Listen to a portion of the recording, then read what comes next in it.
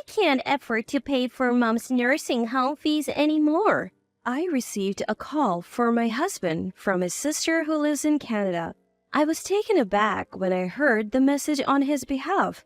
Nursing home fees for mom? What are you talking about? I have been sending $1,000 every month. I had no idea about this and I informed her that mom had already passed away. What on earth is going on? My name is Amanda, a 50-year-old housewife. I have 2 grown-up children with my somewhat submissive husband. Now, it's just the 2 of us living freely. My husband is the same age as me, is unusually submissive for our times. Because of this, we often had arguments with our children.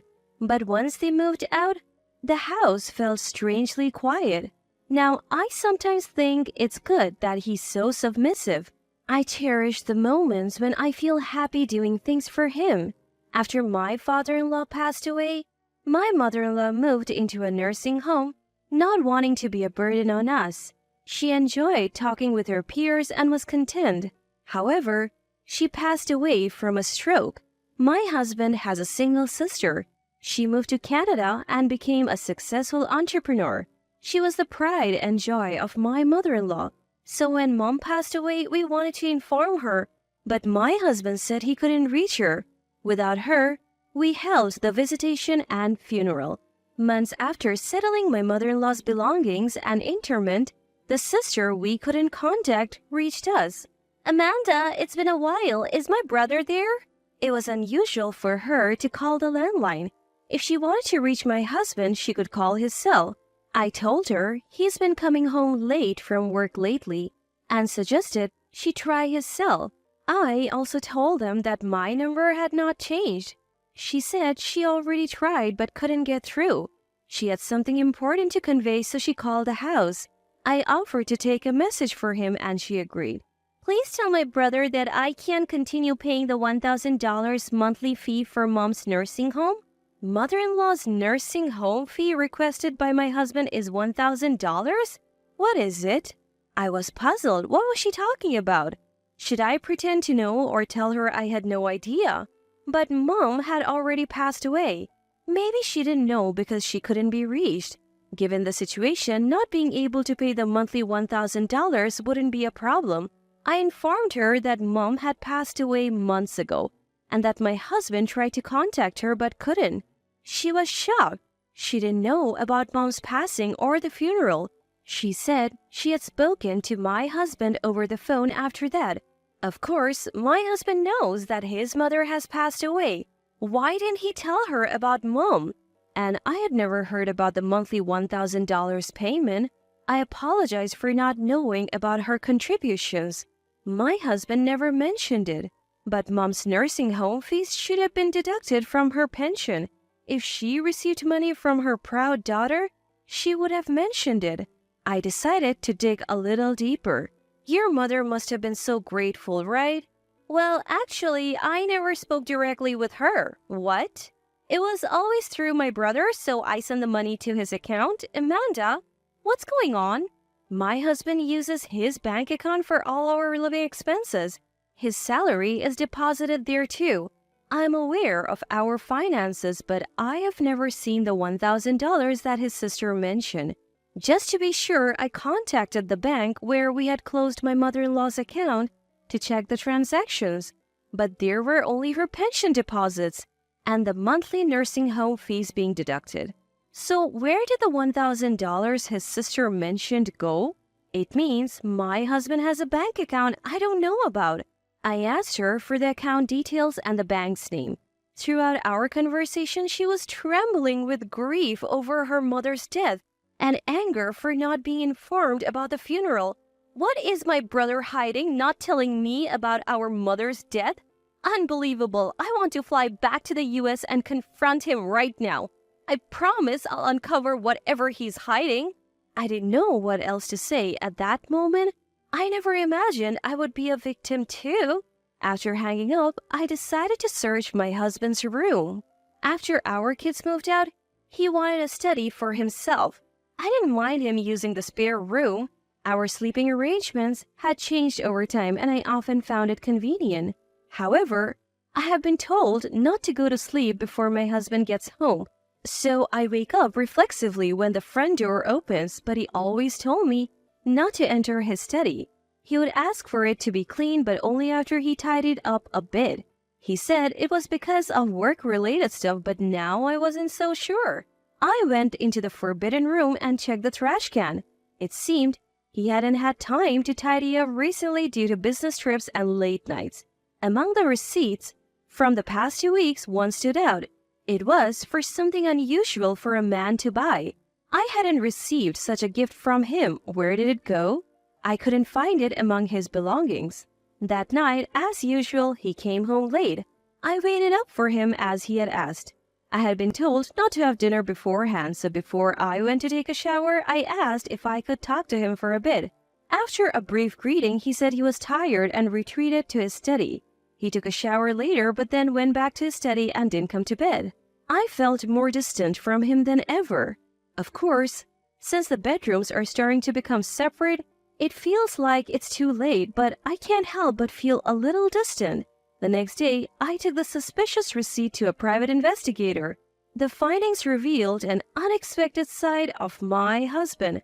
When I shared the news with his sister, her anger intensified. I felt foolish for always trying to be the obedient wife to my submissive husband. What a joke! He was just pretending. He can't treat me like some housemaid. I'll show him. His sister and I hatched a plan. One day, after all preparations were made, he said he was going on another business trip. I saw him off as usual, but I knew this wasn't a regular trip. After he left, I prepared for a divorce, boarded a plane to Canada, and left the U.S. I met up with his sister upon landing in Canada. His sister was already keeping an eye on my husband and pointed out where he was getting cozy with a woman in the lobby. Seemingly content, they sat down, arms wrapped around each other. How could they be so brazen in public? I had to hold back my anger for the sake of our plan. The receipt I found in my husband's study led to some shocking revelations from the private investigator. Firstly, he was alone when he made the purchase, but a conversation with the store clerk revealed the gift was likely for a younger woman. It was a pricey piece of women's jewelry, a design popular among younger women. My husband was having an affair with a younger woman. And he also gave her expensive accessories. Once I knew about the affair, the rest was easy to piece together. The $1,000 his sister sent every month was going into an online bank account my husband had secretly opened. He had been using that money for trips with his mistress, disguised as business trips. He often went on these business trips on a set day each month. From this pattern, we deduced he would be in Canada today and executed our plan. His sister mentioned he had been to Canada before without any apparent reason, probably scouting locations to impress his mistress. And this was after his mother passed away. How could he not tell his own sister the truth? He seemed like a devil in disguise. As my husband was deep in conversation with his mistress, his sister and I confronted him. Seeing me, someone who shouldn't be there, shocked him. He dropped his travel bag and let go of the woman. Fancy meeting you here. Business in Canada? Does your company even have international dealings? I have little social experience. I might be naive, but the investigator had informed me that his company had no international business. We recently started. She's a local interpreter. He stammered, trying to cover up. That's when the woman shouted, "You liar! You said you were single!" and slapped him. Turns out, she was in our plan too, because she was a victim as well. He had lied about being single and hinted at marriage. She was in her 20s and didn't want to waste time on a man with no intention of settling down. While I despised her, I also felt sorry for her. Once we revealed the truth, we decided to either make her an ally or not. Based on her reaction, she was devastated to learn she was the other woman. She agreed to help with our plan. His sister suggested we move the confrontation to her place, away from prying eyes. There, we grilled my husband. He had asked his sister for the $1,000 monthly, supposedly for their mother's nursing home fees just to fund his escapades. He had never been money-minded, so I had given him an allowance. But he decided the amount as their relationship deepened, that wasn't enough. He feared getting caught if he asked me for more, so he lied to his sister. When their mother passed away sooner than expected, he panicked. Instead of telling his sister the truth, he lied, saying he couldn't reach her. It wasn't that I couldn't contact her, but that I hadn't contacted her about her mother's death or about mother-in-law from the beginning. I reported it as unreachable. I was afraid of losing the monthly $1,000 and scared of facing my sister if she found out, he admitted. If she returned for the funeral, she might discover his deception. He said he was afraid that someone would find out how he had defrauded them of his money. How could he be so selfish? He had no idea how hard it was for a woman to work alone in a foreign country. His sister, though successful, was still single and probably wanted to save for the future. How did you come up with $1,000? To think he used her hard-earned money on his affair? Between this and hiding their mother's death, how could he trample over people's feelings like this? I couldn't comprehend it. He was fundamentally different from me. I can't be with you anymore. I want a divorce. My husband didn't respond. I wished he would show some remorse, even just a hint, maybe. But he didn't. He questioned how I, who had never worked a proper job, could survive after a divorce at 50. Could I really make it without him, the one providing for me? Of course, I knew the reality, but that's not what I needed to hear right now. Even though I knew, I still wanted a divorce. I was utterly fed up with my husband, who never understood my feelings. I boldly confronted him with evidence, including photos from a private investigator agency. Realizing he would surely lose in court, my husband finally agreed to my demands and signed the divorce papers. The next day, my sister-in-law kindly offered to let me stay until my flight back to the U.S. My husband tried to join, but she firmly said she didn't remember having such a worthless brother and kicked him out. I hadn't submitted the papers yet, but emotionally, he felt like a stranger. Just the thought of being under the same roof irked me, so I backed up my sister-in-law.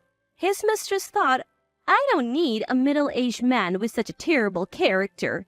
She was disgusted by him using a family death for his own desires and left my sister-in-law's house. Abandoned by both me and his mistress, my husband seemed to chase after her. They had a spat outside, and it seemed she dumped him for good. As a result, he was left wandering in Canada, a place he chose for a romantic getaway, without even understanding the language. The next day, I returned to the U.S. and immediately filed the divorce papers. I also moved to a new place I had been preparing for. Though I had limited experience in society, I wasn't a housewife for no reason. I had saved money secretly over the years, and when I told my kids about everything, they offered some support. In today's age, 50 is still young. I believe I can start a second chapter in my life. From time to time, my kids visit, and my days are filled with joy. In fact, I feel my relationship with them has improved since the divorce. As for my ex-husband, he somehow managed to return from Canada. But the home he returned to was a mere shadow of its former self. He didn't expect me to act so quickly. He probably hoped to persuade me to reconsider the divorce after returning. Now that it's impossible, he must be in shock. In future, he will be burdened with a divorce settlement from me and repaying the money he deceitfully took from his own sister. I also heard his mistress is suing him, demanding, "Give me back my 20s." Most of his salary goes to these payments, and he's living in extreme poverty. I have even heard He's been spotted at soup kitchens. I don't feel pity.